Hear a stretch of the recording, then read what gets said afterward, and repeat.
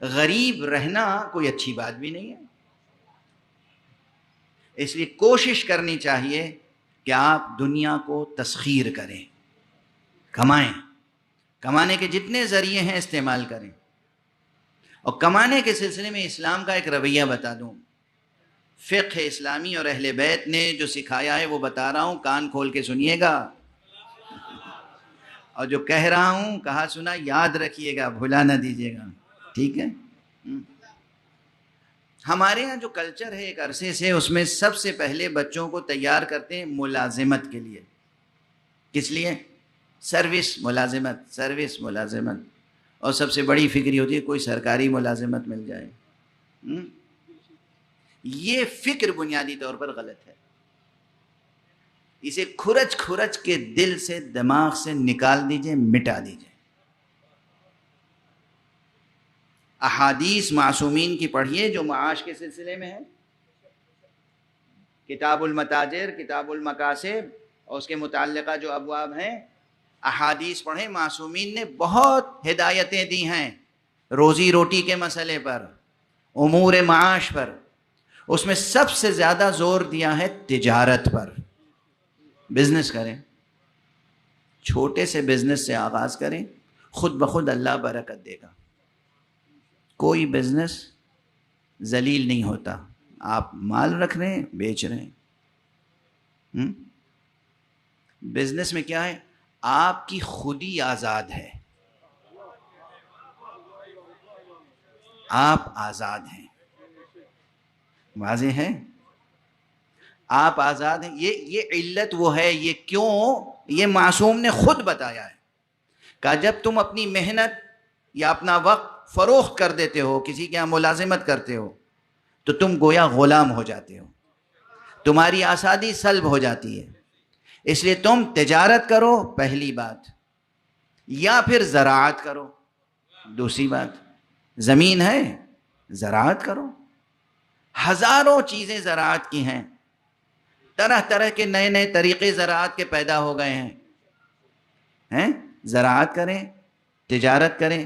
پھر صنعت ہے، صنعت، تجارت اور زراعت کے ساتھ صنعت ہے. یہ سب معصومین نے سکھایا ہے. صنعت یہاں تک فرمایا کہ مجھے حیرت ہے کہ جس کے پاس مٹی اور پانی ہے وہ بھوکا کیسے رہ سکتا ہے. یعنی کچھ نہیں تو مٹی سے، پانی سے مٹی گوندھ کے کھلونے بنا کے بیچ سکتے ہو، مٹی کے برتن بنا کے بیچ سکتے ہو، مٹی سے نہ جانے کیا کیا کچھ بنا. یہ معصوم کا جملہ ہے، میرا جملہ نہیں ہے. کہ حیرت ہے مجھے کہ جس کے پاس مٹی اور پانی ہو وہ بھوکا کیسے رہ سکتا ہے. تو صنعت، کچھ بنانا اور بیچنا، ٹھیک ہے. انڈسٹری، صنعت، زراعت، ایگریکلچر اور تجارت، یہ تین چیزوں کو سب سے زیادہ معصومین نے فوقیت دی ہے. چوتھی اور آخری منزل پر کہا کہ اگر کچھ نہ کر سکو اور قوت لا یموت، قوت لا یموت، یعنی جینے کے لیے کچھ ضروری ہو تو پھر جاؤ کسی کی ملازمت کر لو، کوئی حرج نہیں ہے. یاد رہے گی یہ بات؟ آخر تک پہنچ رہی ہے بات؟ ہماری مائیں بہنیں سن رہی ہیں؟ اللہم صل.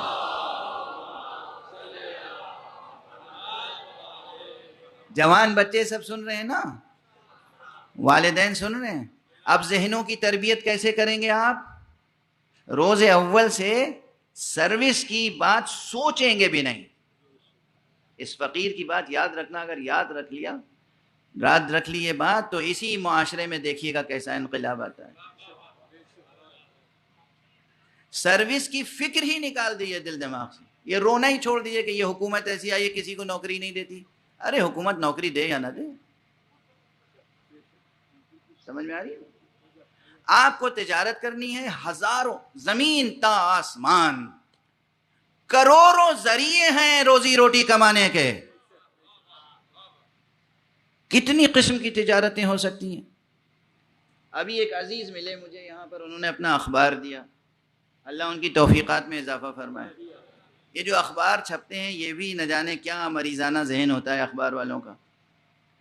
اس میں صفحوں کے صفحے نہ جانے کیا کیا چھاپتے ہیں. دو موضوعات پر صفحات مخصوص ہونے چاہیے، ایک تعلیم، ایک تجارت۔ تعلیم یعنی دنیا میں کن کن نئے نئے کورسز کو انٹروڈیوس کیا جا رہا ہے، یہ ہمارے بچوں کو معلوم ہونا چاہیے۔ ڈھونڈ ڈھونڈ کے، یعنی ہر اخبار کے دفتر میں ایک ایسا شخص ہونا چاہیے جس کو یہ وظیفہ دیا جائے کہ تم تلاش کرو پوری دنیا میں نیا کون سا کورس آیا ہے، نیا کون سا سلیبس انٹروڈیوس ہوا ہے، نیا کون سا طریقہ تعلیم ایجاد ہوا ہے، تاکہ وہ ہمارے جوانوں اور بچوں کو بھی معلوم ہو جائے۔ کرائم رپورٹرز تو بہت ہوتے ہیں کہ دنیا میں کہاں جرم ہوا، کیسے جرم ہوا، کس طریقے سے جرم ہوا، تاکہ وہاں جن لوگوں نے جرم کیا ہے ہمارے بچے جرم کرنا نہیں بھی جانتے تو خبر پڑھ کے سیکھ لیں کیسے جرم ہوتا ہے، خبر پڑھ کے سیکھ لیں بچے کے کیسے۔ کرائم رپورٹنگ نہ کیجئے، ایجوکیشن پہ رپورٹنگ کیجئے۔ اور دوسرے، دنیا میں کون کون سی چھوٹی بڑی تجارتیں ہیں جو انسان کر سکتے ہیں۔ واضح ہے اس مجمع میں بہت سے صحافی ہوں گے اس وقت بالفعل یا مستقبل میں صحافی بننے والے ہوں گے، تو انہیں یہ معلوم ہونا چاہیے کہ نیشن کی تربیت کے لیے، قوموں کی ترقی کے لیے کن موضوعات پر ہمیں کام کرنا ہے، کن سبجیکٹس پہ کام کرنا ہے، کیا بتانا ہے جوانوں کو۔ تعلیم کی راہیں کھولنی ہیں، تجارت اور رزق و روزی کی راہیں کھولنی ہیں۔ واضح ہے؟ یہ تو درمیان میں بات آ گئی تھی۔ لوگ کہیں گے یہ ممبر سے کہنے والی بات نہیں ہے، میں سمجھتا ہوں ممبر ہی سے کہنے والی بات ہے۔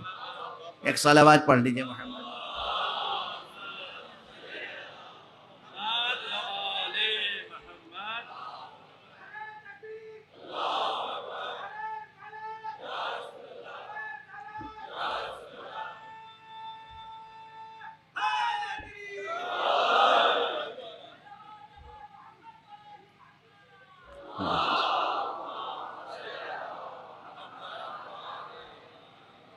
اب یہ بات میں نے عرض کیوں کی اور مناسبت کیا تھی درمیان میں، تعلق کیا ہے اس آیت سے؟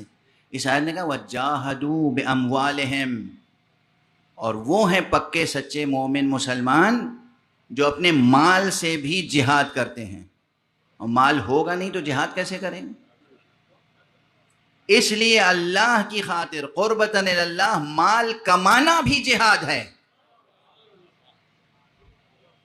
صرف یہ نہیں کہ آپ نے کما لیا، بہت پیسہ ہے آپ کے پاس، اب اس پیسے کو اللہ کی راہ میں خرچ کرنا جہاد ہے، نہیں، مال کمانا بھی جہاد ہے۔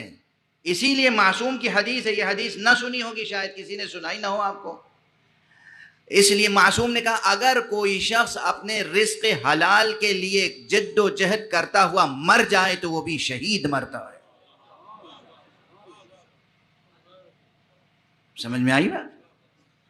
اپنے قد یمین سے، قوت بازو سے، اپنی فہم سے، اپنی فراست سے، اپنا پسینہ بہا کر، تجارت کر کے، زراعت کر کے، صنعت و حرفت کے ذریعے سے۔ اور کتنے فنون ہیں، کتنے آرٹس ہیں کہ جو آپ گھر بیٹھے ان کے ذریعے سے کما سکتے ہیں بغیر کسی کے ملازم ہوئے۔ تو اللہ کی خاطر اپنے عزت نفس کو بچانے کے لیے، اللہ کی خاطر اپنے بیوی بچوں کے رزق و روزی کا انتظام کرنے کے لیے، اللہ کی خاطر اس نیت سے زیادہ کمانے کی فکر رکھنا کہ ہم اپنے خرچے سے زیادہ کمائیں تاکہ جو بچے وہ اللہ کی راہ میں لٹائیں۔ یہ سب کیا ہے؟ جہاد۔ یہ سب جہاد ہے۔ یہ دنیا والے صرف تلوار سے جہاد کو جہاد کہتے ہیں، لیکن جہاد کی کتنی سینکڑوں قسمیں ہیں جہاد کی، جہاں ایک قطرہ لہو کا نہیں ٹپکتا اور انسان کو جہاد کا بھی ثواب ملتا ہے، شہادت کا بھی ثواب ملتا ہے۔ یہ ہے دین، یہ ہے دین۔ خالی عوام الناس کو، جاہلوں کو اور فقیروں کو، محتاجوں کو، مفلسوں کو، جسے کہتے ہیں کہ ان کا برین واش کر کے ان کے ہاتھ میں اسلحہ دے دینا اور کہنا کہ اللہ کی راہ میں جہاد کیجئے، یہ ظلم ہے امت پر۔ سینکڑوں ہزاروں طریقے جہاد کے ہیں جہاں خون کا ایک قطرہ نہیں ٹپکتا، اور اللہ جہاد کا بھی ثواب دیتا ہے اور شہادت کا بھی ثواب دیتا ہے۔ وَجَاهَدُوا بِأَمْوَالِهِمْ، اور وہ جو اپنے مال سے جہاد کرتے ہیں اللہ کی راہ میں وہ بھی سچے پکے مسلمان اور مومن ہوتے ہیں۔ وَبِأَنفُسِهِمْ، اور آخری شرط یہ ہے کہ اور اپنے نفس کو اللہ کی راہ میں قربان کرتے ہیں۔